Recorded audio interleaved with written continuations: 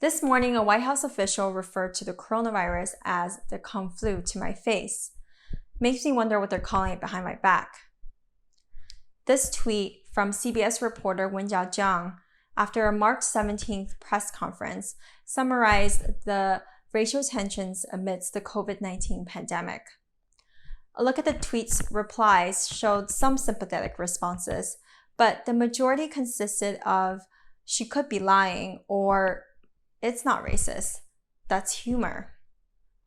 3 days later, comedian Chrissy Mayer received backlash for parodying the 1970s Kung Fu Fighting song reimagined as Kung Flu Fighting, alongside some of her fellow non-Asian comedians.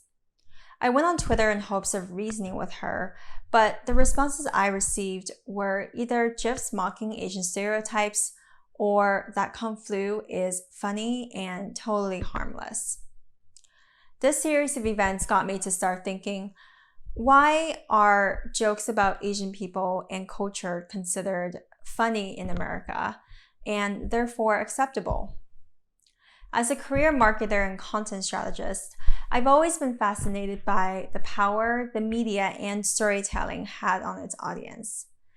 I remember there was a boy named Jason in the 6th grade who would taunt my friend Ming by calling out her name in a really accented way to incite laughter from fellow classmates. Day after day, Ming would just ignore him and no one ever addressed it. One day, the teacher happened to show Disney's Mulan in class. Mulan was at the time the only Disney movie and one of the few movies that highlighted Asian characters in a multifaceted way and showed the Chinese cultural values of family and bravery. I noticed Jason very much engrossed in Mulan's storyline, and after that, he gradually stopped making fun of Ming's name, all on his own. Such is the power of media and storytelling in forming audience perception, especially that of young people's. I also think back to some of my favorite movies growing up in America. I loved movies from the 60s to the 80s because I like the classics that have withstood the test of time. One of my favorites was Breakfast at Tiffany's, a story about a chic yet troubled socialite named Holly Golightly, played by my personal style icon, Audrey Hepburn. And who could forget the iconic 80s coming-of-age story, 16 Candles, with an ever-so-relatable heroine in Molly Ringwood. These heartwarming films had powerful female leads that I looked up to. However, the comedic moments featured Asian characters that now tugged at me in a really strange way. I'd always known the characters were there, but somehow they never struck me as offensive before. In fact, it was as if I had been wearing a veil all my life that made me numb to them and feel that they were normal. After seeing countless jokes about Asian people in the past few weeks since the pandemic broke out, especially some that are very hateful in nature, I've noticed that my veil has fallen off.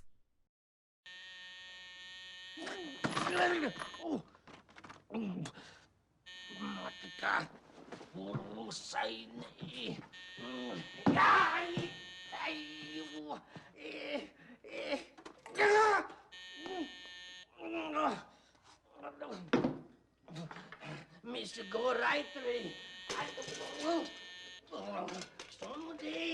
Someday, Mr. Go right way.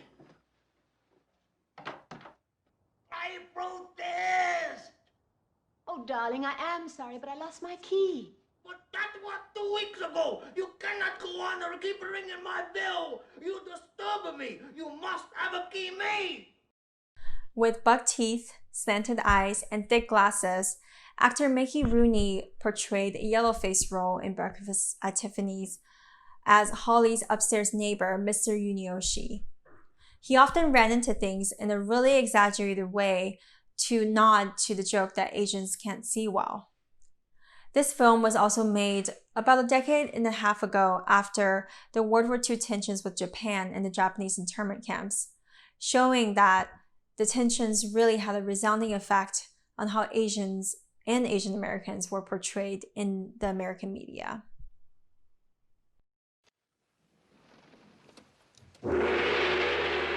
What's happening, hot stuff?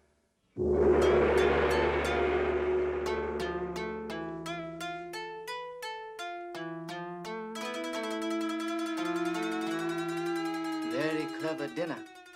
Appetizing food fitting neatly into interesting round pie. It's a quiche. How do you spell? Well, you don't spell it, son. You eat it.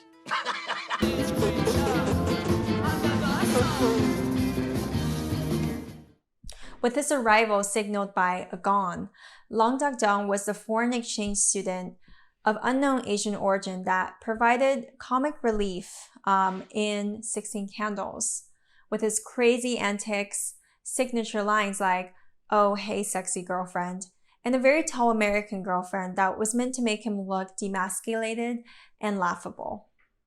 In fact, Asian American boys that grew up in the latter half of the 80s complained that they were called donkers in junior and high schools and were taunted with Dong's accented lines.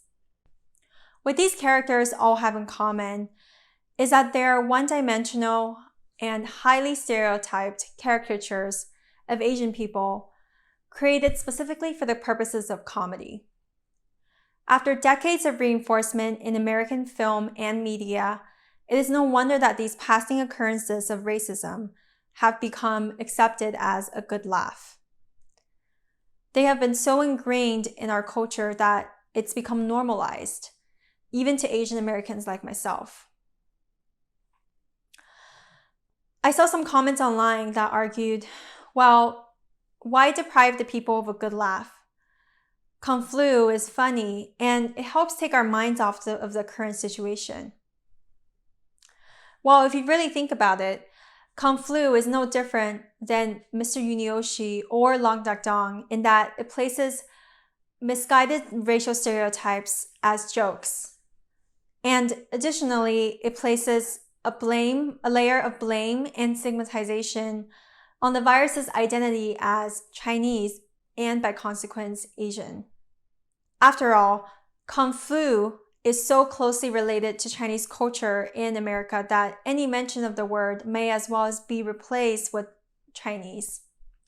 So Kung Flu is essentially Chinese virus disguised as a joke and works to label Chinese and Asian American communities as disease-carrying and perpetually foreign in a comical context. I think back to all of the progress made in representation by films like Crazy Rich Asians or Parasite, with its all-Asian cast and multifaceted characters.